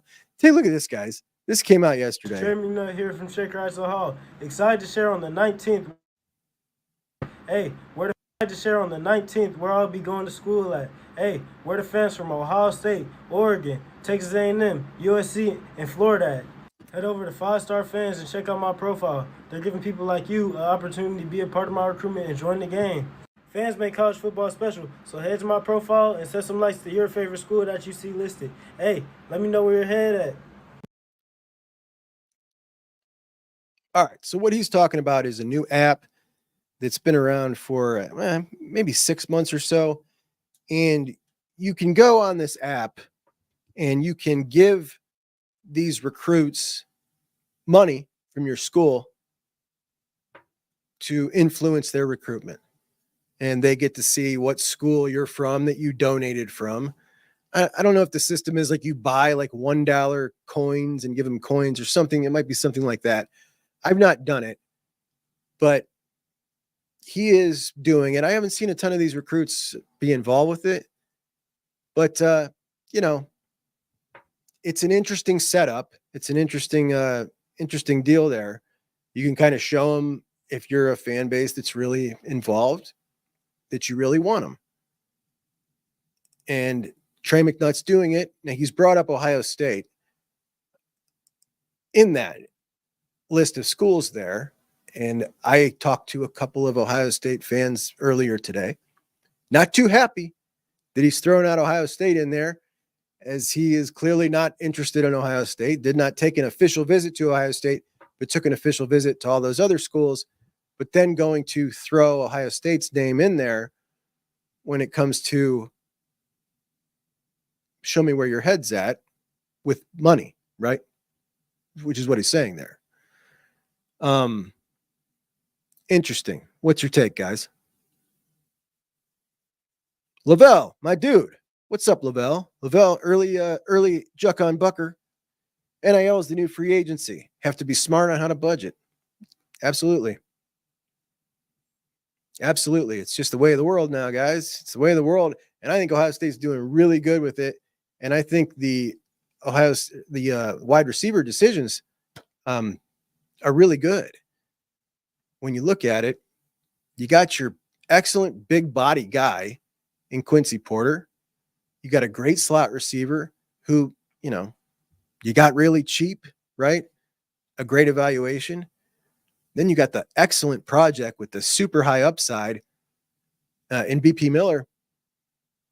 And, if it ends up being Preston Bowman in that 4 slot, another guy that costs you nothing with maybe a high upside, a versatile player, I think it's really good. You're not going to have anybody that transfers out in that class. No need to worry about that. Bulletproof Soul, what's up, brother? We absolutely got him. Jabari Brady with Henry would be fire. If you guys haven't seen Jabari Brady, this is another absolute monster. Chris said, no, he just said a 5-star, and he actually said a 5-star quarterback in 26. But I don't think he meant to say quarterback. Yeah, I don't know, man. I don't know who that quarterback would be. I did see we made the Final Four for Jonas Williams out of Illinois, who's basically the last of the highly rated quarterbacks that is not committed. He's the last one. And he's got us in his Final Four. It's just hard, man, to get a quarterback to commit in this class of 2026 to Ohio State. You know what I mean? I understand where they're coming from. JR says, Ohio State is being very savvy with NIL. Each year after the portal day is identifying needs, and they don't make their final NIL offer until the senior year unless it's a very special player. Devin thinks that's very smart. Oh, Megamac looked at the app, and we are leading by a large margin. So he's talking about the Trey McNutt app there. So Trey McNutt comes on. Now, listen, I'm going to tell you straight up, there are going to be some people that are really, really mad about that, because there was a lot of folks saying earlier today, like, you throw Ohio State in there just to get some money off of this thing, even though you're not even considering Ohio State. And now Megamax says, in fact, it worked. He threw out Ohio State's name, got a bunch of money, still not going to choose Ohio State on the 19th. And anybody holding out, is that tomorrow, guys? Does McNutt announce tomorrow? Are we going to go live for that? I guess we might as well. What time is that?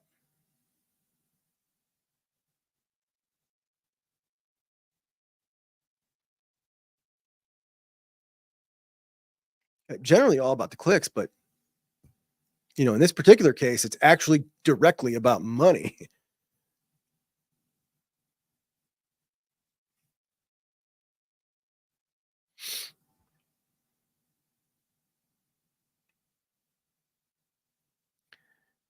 Sean says, Juck, if you could meet one OSU player, who would it be? Is there any Buckeye players' autographs that you would love to have? I pretty much got every autograph that I would love to have, but I would really love to. Chris Spielman is my favorite all-time Buckeye. I would love to meet Chris Spielman. James Laurinaitis not far down the list, so that was pretty cool. You know how they always say you don't want to meet your heroes. Obviously, he's not my hero. He's younger than me. That would be really awkward. But as far as that type of guy, like that, you're just like kind of in awe of somebody, I can say that James Laurinaitis didn't disappoint in person. He was every bit as cool and intimidating and kind, and everybody in that building, in a building full of stars, right? A building full of famous people. James Laurinaitis was the man. Seeing the way JT reacted to him, just like everybody in the building, the way they react when James is walking down the hallway, it's just like everybody wants to be around him. Everybody wants to give him a special hello. Like, the energy is different when James walks by. And I mean, we went everywhere around the building together, and players, everybody was spread out all throughout. So I saw just different piles and pods of people interact with him throughout the day. And everywhere we went, everybody just lit up. And it wasn't just players, staffers, people in the medical room, like people in the equipment room, everywhere we went. The dude is just a special guy, man. I don't know how else to say it. He's a special guy. And there was a time when somebody in the chat said that, I forget what we were talking. I said Kalen DeBoer would have been in the hypothetical question that a lot of us had if Ryan Day was axed at the end of last year and you could pick one guy, who would you pick? For me, it was Kalen DeBoer. And I said that on a show and somebody put in there, James Laurinaitis. And I said, listen, I get it. I love James. I know where you're coming from. I don't want another first-year quarterback because I feel like it has now taken us 5 years for Ryan Day to get that baseline of now he's an experienced coach. And I wanted to bring in an experienced coach and not deal with any of the growing pains of a guy learning how to be a head football coach. And then I spent 3 hours around James Laurinaitis and it changed my whole mind. All right. It's cool. I'm good with it. Like if that happens, and it's more just watching the way people around him reacted, right? Like that was it for me. Like there's no chance that we wouldn't win the recruiting crown every year. That's the way I feel about it. And not just that, but he's really, really smart. Like he was talking about different things and I'm just like, wow. And not only that, but he definitely revealed by his conversation and by the things he was saying that he is in this to climb the coaching ladder. He's not in this to putz about and be a linebackers coach. He's in this to climb the ladder. I don't expect him to be someone that stays as a linebacker coach for a long extended period of time. That's just my guess. I mean, he's aggressive in this field.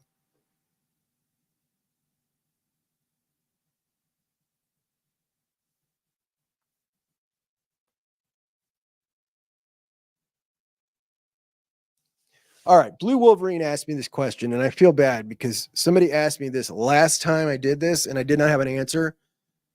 What is my favorite piece of memorabilia in the background? And it's definitely that Eddie George jersey in the frame that Eddie autographed his Heisman year. I absolutely love that piece. I was crazy for Eddie George, man. There's something about Eddie. And part of it's like, I've always been into bodybuilding, and part of it's Eddie's physique, man. Like Eddie's he's just such a unit that like, man, look at that dude, you know? And yeah, I was obsessed with Eddie George, but thank you so much, buddy. I appreciate that. Bulletproof Soul says, so a bunch of OSU fans are going to give McNutt money only to look like fools and get clowned when he commits somewhere else. No thanks. And that's why a lot of people were mad, because they were thinking like, all right, there's a lot of people that are not going to know, that don't follow recruiting like a lot of us follow it, that don't know that, yes, he's even gone and visited all these other places and did not take an official to Ohio State. They're not even really on the list at this point, but he threw the name out there, and sure enough, it looks like it worked. He got a bunch of money from the Buckeyes. Buckeyes 2024 Natty says, modern day panhandling. Dude's going to make millions and still begging for money. Well, I don't know that maybe it's not, he's trying to help that organization. Maybe I know that I forget who it was that was pushing this particular organization. I do feel like it was started by, this particular app was started by an Ohio State grad. And it does seem like a cool thing, I guess. I don't know that it's picked up yet, but it is an interesting deal there. JR says, I think if McNutt picks elsewhere, the Ohio State Stars money goes to the Ohio State NIL. Oh, that's right. Okay. Okay, there's the caveat there. So if the athlete doesn't choose that school, then that money that you gave gets directed to the school's NIL. Okay, that makes more sense. That's cool. JR says, or a charity. I can't remember, but I don't think that the player gets it unless they choose that school. Fantastic. Fantastic.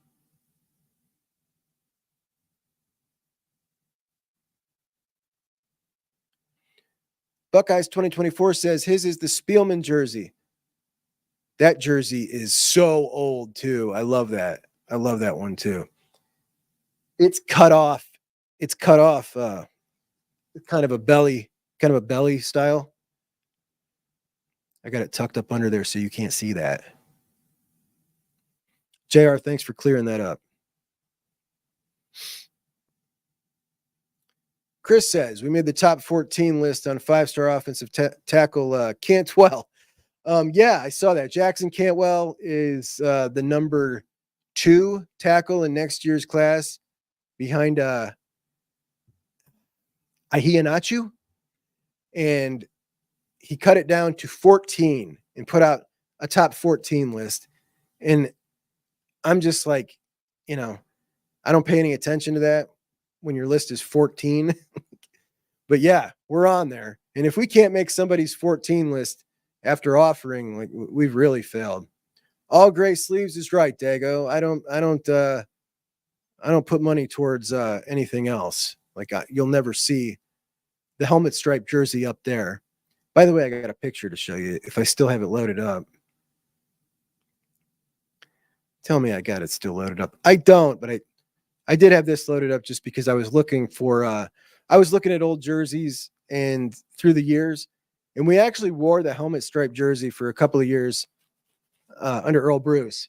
And I had a picture of Spielman with the helmet stripe jersey. And then I just pulled up this picture, which I always loved, and I just wanted to put on here for the heck of it, of Katzenmoyer in the middle, Jerry Radzinski on the left, and Niall Diggs on the right.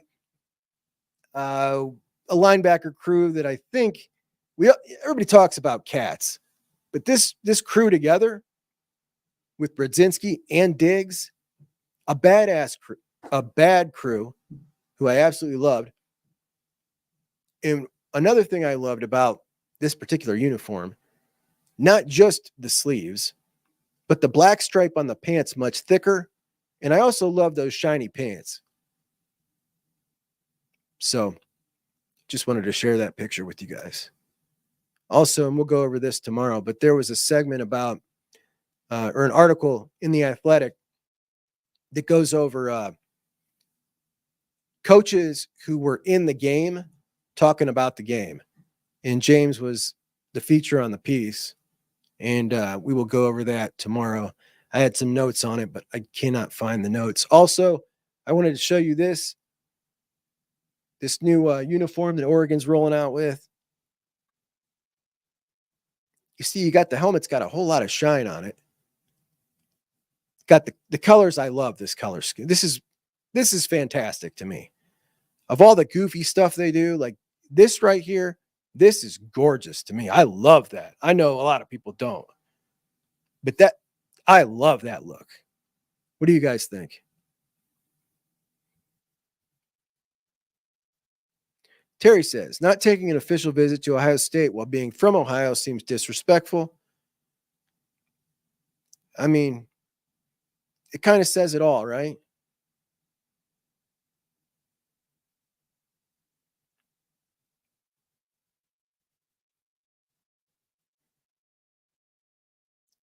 JR's got to go to a birthday dinner. See you, buddy.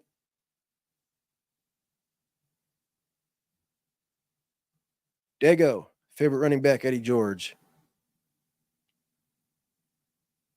Lavelle says, what ratio do we give to 5-star status comparative to development? What ratio? Not sure I understand what you mean, bud. Dago says, I became a fan when Orlando and Eddie were playing. Now, Dago, that Dago, D-A-Y-G-O, he's not saying he's an Italian fellow. What he's saying is, I think, is he's from San Diego. Is that right?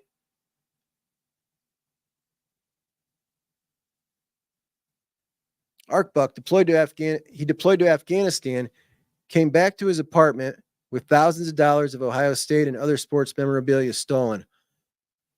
Ouch. That's horrific, man. So sorry to hear that. Thank you so much for your service. We salute you, Arkbuck. Arkbuck, when was that? When did you get your Buckeye gear stolen?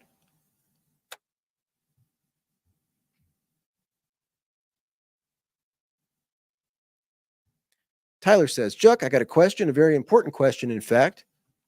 Why in this new generation recruiting do us fans overthink every single recruit's decision-making on these visits to other schools?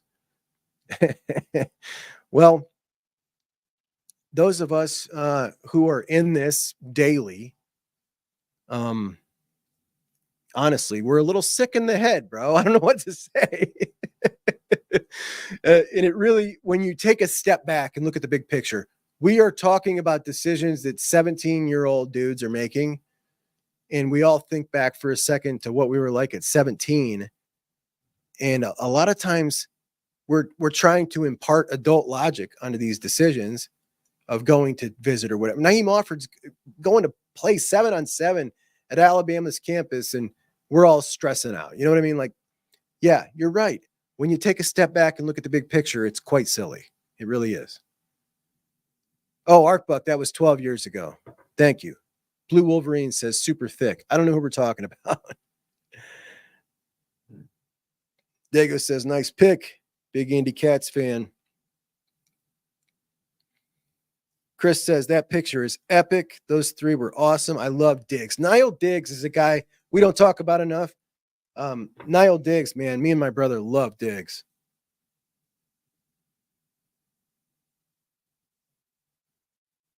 Miller says, Katz was that dude.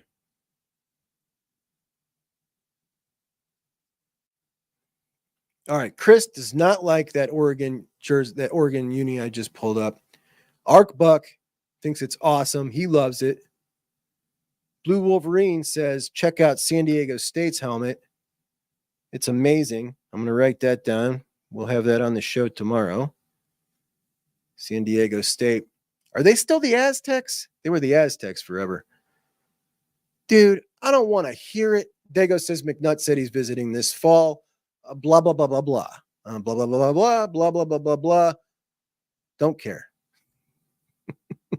Don't care what he says. Don't care what Bill Kurlick says. He told me he would still, if he committed, he would visit Ohio State.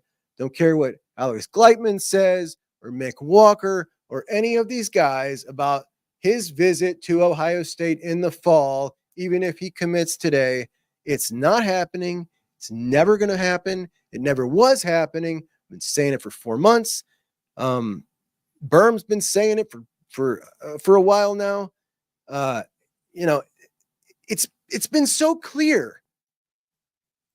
I don't understand why some of these guys continue to hold out hope about this. It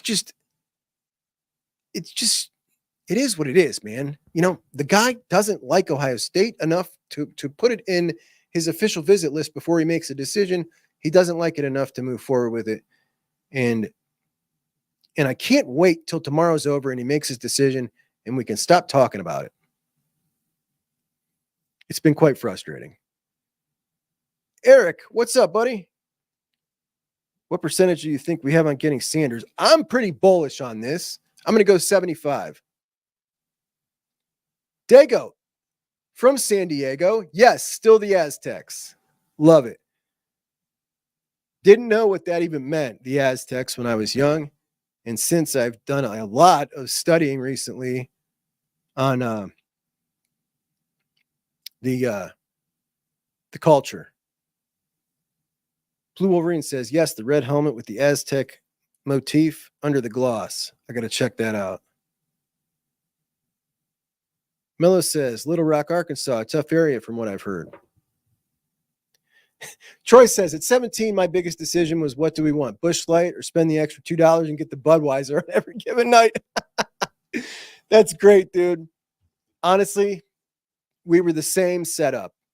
Was it Busch Light or spring for the Budweiser? That's how we did it around here too. Up here in the Akron area.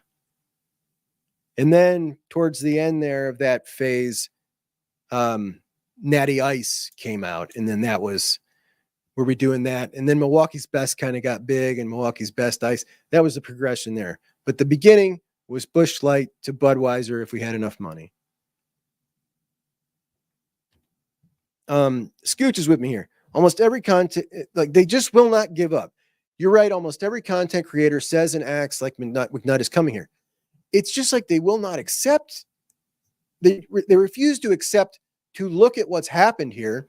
There has not been one single indication that would make anybody think he even likes Ohio State. Like, not one. There's no indication at all. All right. Cash Kife 34. I don't know, this might sound crazy, but how would you feel about an alternate uniform with green in it for the Buckeye leaf? Maybe the shoulder pads or the numbers. I love it. I love it.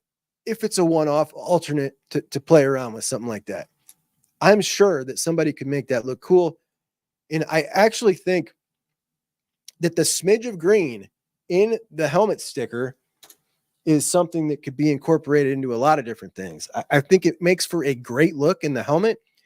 I think it sets the uniform apart.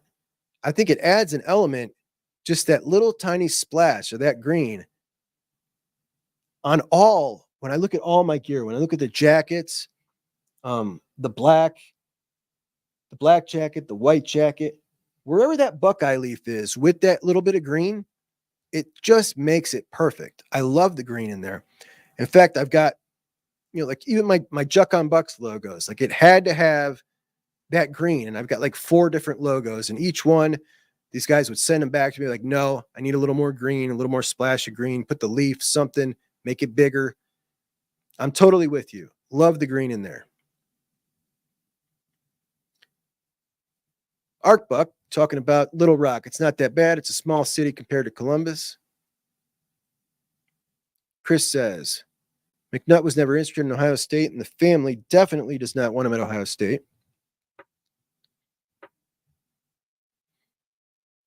Tyler says, I think it's just honestly the fact that they can't accept the fact of reality that McNutt is not coming to Ohio State. I understand that Devin's out of here. See you later, buddy. Thank you so much.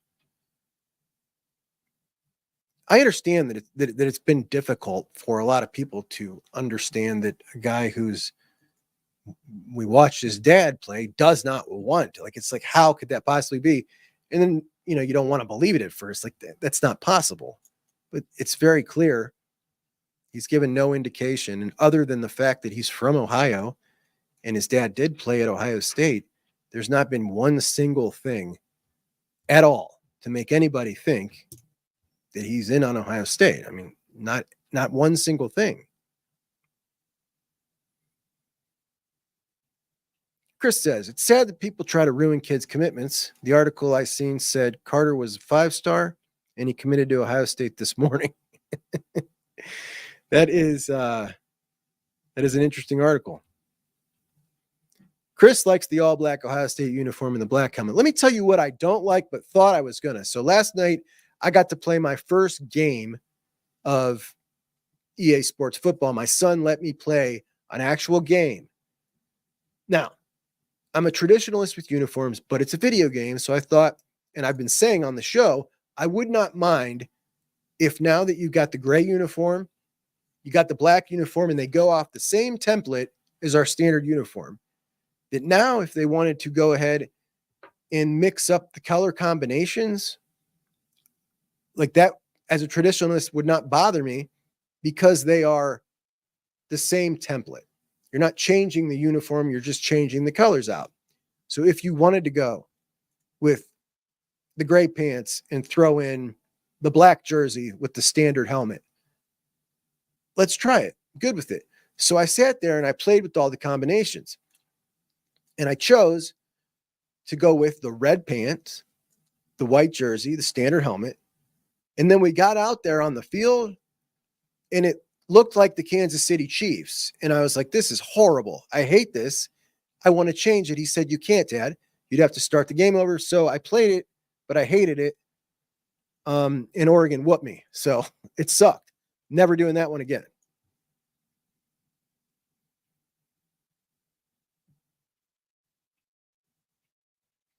Dago said the green on the white just stands out.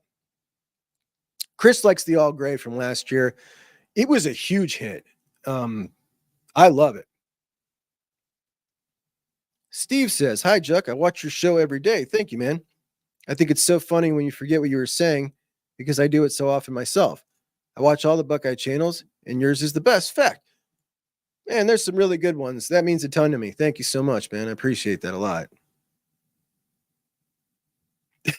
Dago says, man, if I see LeBron brushing his bald spot one more time. Have you ever seen a guy be so self-conscious about his hair? Like, he is so torn up about losing his hair. He has been for 10 years now. I've never seen it get in a man's head so much publicly as this guy. Like, it started with the headband. He wanted to hide it for years with the headband. The headband got thicker, and then it got back further. It's like, don't, just let it go, bro. It's not that big of a deal. Like, you're super famous. Everybody loves you. Well, not everybody. A lot of people love you. You got everything you want, and you're over here worried about your hair. Shave your hair. Who cares? Michael Jordan shaved his hair. Sean says, I saw Diggs play twice. The guy was awesome. So was Steve Tovar. There's a name. Blast from the Fast. People forget about those guys. Yes, they do. L2R, 2L1. The red pants look like Nebraska, in my opinion. They do. Dago says, Nio was that guy. He absolutely was. Scooch, yeah, the all gray was my favorite alt. I love it. Other than the all whites. Now, the all white pants, the pants look great. I love the white pants. I wouldn't mind if they mixed in the white pants more. But what I did last night on the game, and I didn't realize it, when they had the all gray uniforms, I didn't realize that was a darker shade of gray. So in the game, they have the standard gray pants, and then they have the darker gray pants. So I was like, all right, I'm going to put the darker gray pants with the standard jersey. It looked amazing. And yeah, we could stand to darken up our pants a little more. Standard pants. We could stand to darken them up a little more. It looked fantastic. But again, I wouldn't mind if we went back to the shiny silver pant that we used to have with the fatter black stripe was great. Tyler said, Juck, I shaved my head today. LeBron should just shave it off. Yeah, man, he should. I don't know why the dude is so irritated by it. Hangry Veteran, what's up, brother? Chris Gamble's still my favorite Buckeye. Love Gamble, man. Wish we saw a little more of Gamble. Gamble, a guy that just dropped out of the public eye, doesn't want anything to do with coming back to Ohio State or anything, just a quiet dude. Yeah, fantastic player. Chris says, anyone remember when that linebacker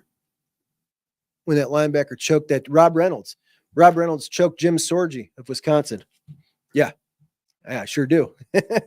Rob Reynolds choked Jim Sorgi, and I was so pissed off by that move right there because it just made us look like Miami or something. It made me so mad.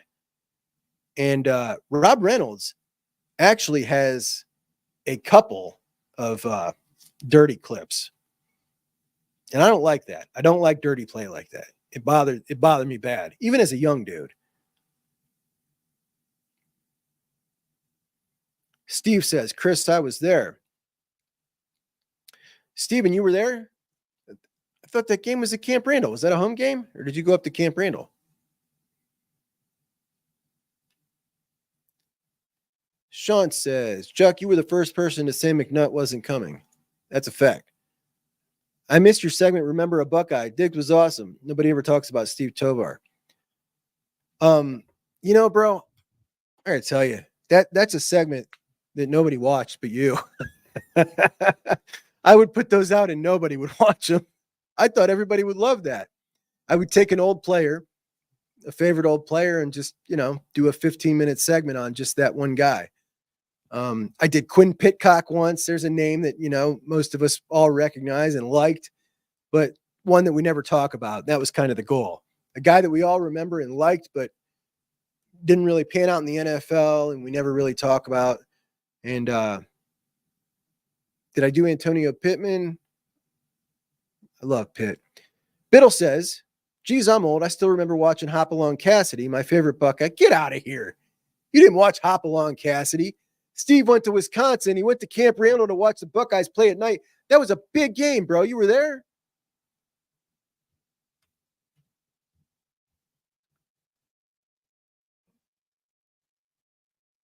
Chris Sowers says, I don't like dirty players like Ndamukong Suh, and it took me a while to figure out what in the heck you wrote there because you butchered that name, bro. I don't blame you. Chris says, Scooch says, I feel the same way about the dirty play. I can't stand it. Jeff says, Marcus Merrick was a beast. Yes, he absolutely was. Steve rode home in my underwear for the Wisconsin game. Dago says, I love hearing all the Ohio State history that I don't know about. Biddle says, I'm old. What can I say? You're not that old. Are you serious? You saw Hopalong Cassidy play? I know you wrote that before. I thought you were joking.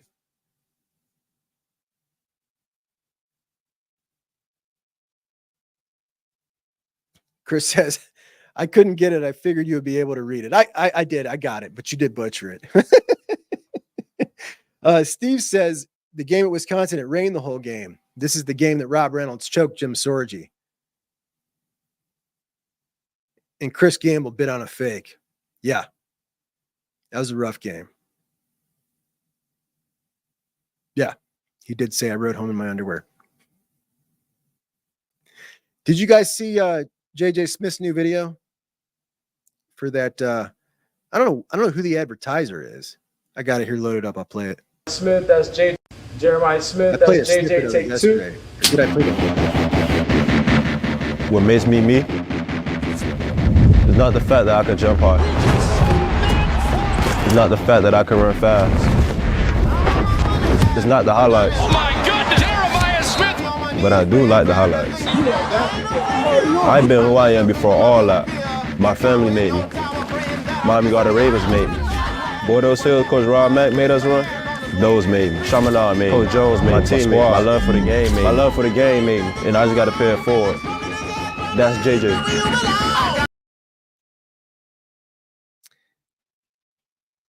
Have you guys ever heard him in an interview of any length?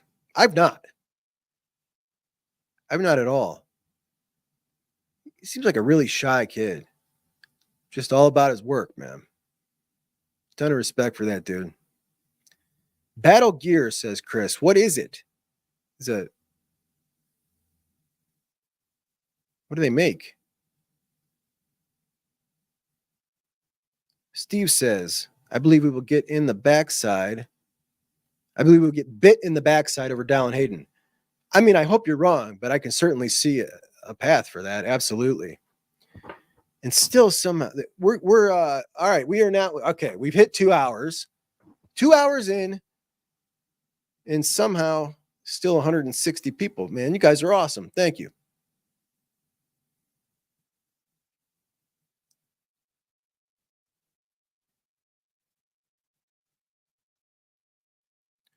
Dago says, Bose sounds like he's from the UK.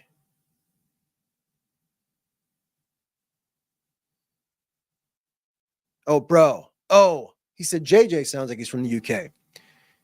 It definitely sounds different. I know what you're saying. Yeah. When I first listened to it, I was like, what? he sounds different. Scooch says that it's football gear, whatever that gear is. Here we go. Football gear, pads, helmets, etc. All right. All right, guys. 2 hours, 15 seconds. And now we'll just make it, I guess, if McNutt's going to announce tomorrow, what the hell? We'll pop it up and go live if it is, in fact, tomorrow. Why not, right? Maybe some of the Oregon folks will come in and try to talk some noise to us about it. But we've accepted this a long time ago here at Chuck on Bucks. Anyway, Jarquez Carter, the man, the third defensive tackle in the class, an electric athlete for a guy that size, a little bit undersized, and number 25 for the class of 2024. A big get for the Buckeyes, despite the rating. I think it's an excellent addition. Now 6 defensive linemen in this class as he joins Trajen, Odom, and Maxwell Roy inside, Zahir Mathis, Ziggy Grady outside, and London Merritt. Who knows where London will go? A bit of a tweener, but a hell of a player. Really happy about it. So I thank you guys so much for joining me. Thank you to those of you who joined the Chuck on Bucks membership, and you guys, anybody can join that for $5. And we're going to do some private live streams along with a host of other things that I've got listed. If you want to check that out on the YouTube page, to sign up for that, you got to be on a computer for some reason or an Android. You can't do it from your iPhone, but some private stuff in there that I will be offering for the Juckeye crew on that private membership. And some other news, some big things happening with the show that we're going to talk about next week that I'm really excited for. And I think some of you will be really excited for as well. So I appreciate you guys so much. Be sure to check out the show in podcast form, any podcast. I'm on all of them. And you guys are the best, man. We just keep on churning, keep on doing our thing. This is the diehard Buckeye fan spot right here. And I love it like that. So thank you guys so much. I will talk to you soon. Chuck on Bucks out.